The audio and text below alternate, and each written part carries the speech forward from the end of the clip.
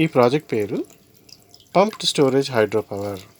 అంటే మామూలుగా విద్యుత్ శక్తి డ్యాముల నుండి ఎప్పుడైతే నీళ్ళు ఎక్కువగా ఉంటాయో అప్పుడు మాత్రమే ఆ నీళ్ళని విద్యుత్ శక్తిగా మనం మార్చుకుంటూ ఉంటాం అన్నమాట.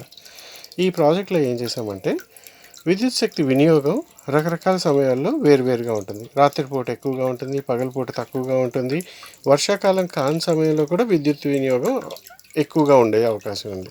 కాబట్టి మనం ఏం చేస్తామంటే విద్యుత్తుని మనము డ్యాముల్లో అటువంటి చోట స్టోర్ చేసుకోలేమన్నమాట. తయారు చేసిన విద్యుత్తుని మనం స్టోర్ చేసుకోలేం. కాబట్టి మనం ఏం చేస్తామంటే కొండ దిగువన ఉన్న నీళ్ళని కొండ పైకి పంప్ చేసి అక్కడ ఒక రిజర్వాయర్ కట్టి ఆ రిజర్వాయర్లో నీళ్ళు వచ్చుతాం అన్నమాట.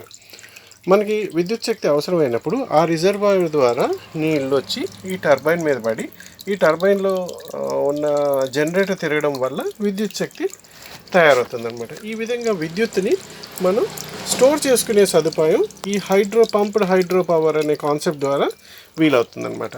ఇక్కడ టర్బైన్ తిరగడం వల్ల దాంట్లో ఒక జనరేటర్ ఉంటుంది. ఈ జనరేటర్ ద్వారా మనం ఈ విధంగా ట్రాన్స్మిషన్ లైన్ ద్వారా ఈ విధంగా ఇళ్ళకి నీళ్ళని కరెంట్ని సప్లై చేయడం జరుగుతుందన్నమాట. మనకి ఇందులో కావాల్సినవి ముఖ్యంగా ఒక నీళ్ళ సోర్స్, అంటే కొండల నుంచి ప్రవహించే నీరు ఈ విధంగా చిన్న స్ట్రీమ్స్ ద్వారా ఈ కింద ఉన్న రిజర్వాయర్కి వస్తుంది. ఈ రిజర్వాయర్ నుంచి ఈ విధమైన ఒక కొండ మీద ఉన్న ప్రాంతానికి మనం దీన్ని పంపించడం జరుగుతుంది. దాని తర్వాత మనకి విద్యుత్ అవసరమైనప్పుడు మాత్రమే ఆ నీరుని కింద ఈ టర్బైన్ మీద పడేటట్టుగా చేసి విద్యుత్ శక్తిని తయారు చేసి ఈ విధంగా ట్రాన్స్మిషన్ లైన్ ద్వారా